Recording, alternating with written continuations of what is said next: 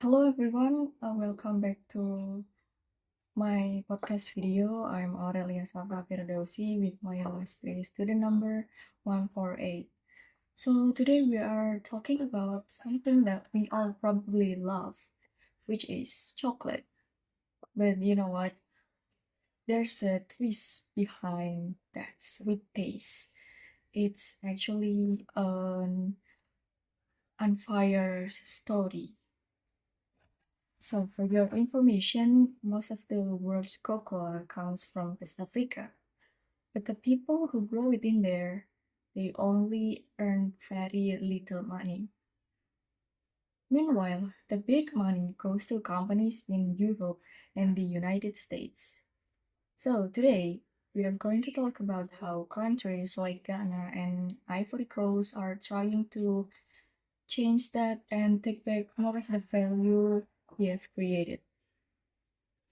Let's start with some facts. West Africa produces over 70% of the world's cocoa, but they only get less than 10% of the profits from the global chocolate industry. So, how does that make sense? Now, here's the deal.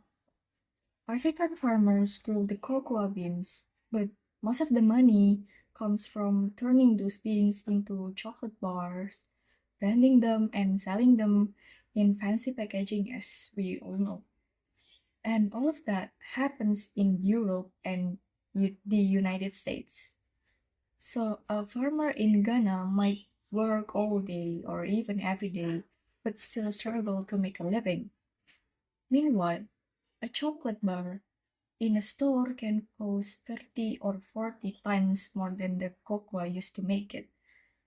So it's not just an economic issue, but it's a leftover structure from colonial times where African countries were pushed into exporting raw materials instead of building their own industries. But things are starting to change.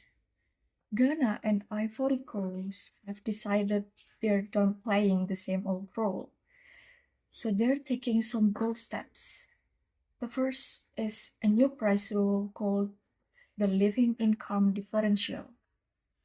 They added a fee about $400 per ton of cocoa to make sure farmers earn enough to live decently. It's basically them saying like, if you want our cocoa, you need to pay a fair price. Second is building their own processing factories.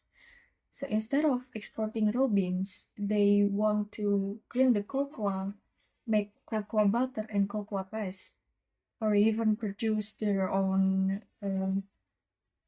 chocolate brands because the real money is in processing, not farming. Third is standing up to big companies. Some big chocolate companies didn't like the new price rule idea, but Ghana and Ivory Coast pushed back. They even threatened to hold back supply. And since they control most of the world's cocoa, companies had to listen to them. But so why has it been so hard for African countries to move up the value chain? The first reason is they've been stuck exporting raw materials. This goes back to colonial history. Their economies were built to send out raw goods, not finished products. The second reason is lack of industrial infrastructure. To process cocoa, you will need like expensive machines, stable electricity, trained workers, and those things take time and money to build. Third reason is big companies have a lot of power. They control long-term contracts, quality standards, and global marketing, so it's hard for farmers or government to negotiate. The fourth reason is branding is everything. Chocolate isn't just a food, it's a luxury product, and Europe owns this image. the story, and the marketing. That's why a bar of chocolate can cost $10, even if the cocoa inside is worth only a few cents. But here's the exciting part: things are finally shifting. New African chocolate brands. More companies in Ghana, Ivory Coast, and Nigeria are making their own chocolate, the high quality one, the premium one, and of course, broadly African. Consumer care more about ethics. People around the world want fair trade, transparency, products that support farmers. This gives African producer a chance to shine.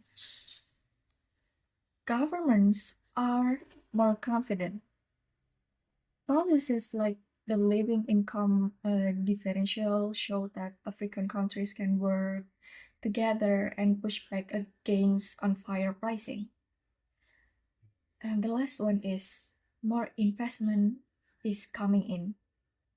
Foreign investors are starting to build processing plants in Africa because labor is affordable in there, cocoa also is right there, and the African market is growing fast.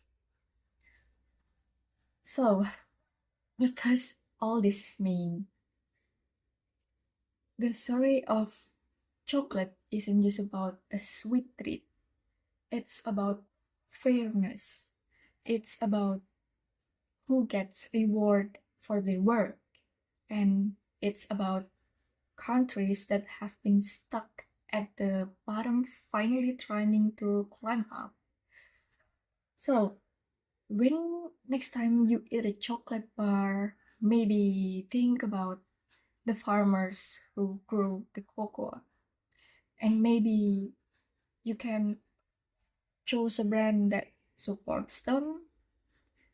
Okay, so that's all about chocolate talks today. Thanks for watching and listening. I'm Aurel, and goodbye.